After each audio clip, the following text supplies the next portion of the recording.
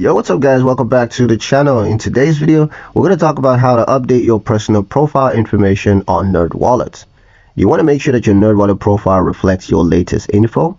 Here's how you can quickly update your personal details in just a few quick steps. Start by logging into your account at nerdwallet.com and then click your profile icon in the top right corner and select Settings.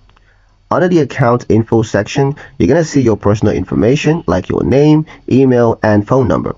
To update any of these, just click the edit button that's next to the specific field, make your changes, and then hit save.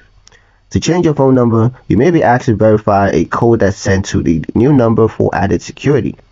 If you want to update more detailed financial preferences like your income, goals, or employment status, just go to your dashboard and then tap Customize or Goals and Insights.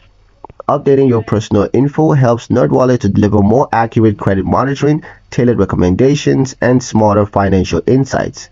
Stay current, stay informed, and stay in control. And that's pretty much it for the video, guys. Hope you liked it. Hope you found the information here useful enough. If you did, like, share, and subscribe for more Nerdwallet tutorials built for your financial future. Thank you guys for watching, and we'll see you in the next one.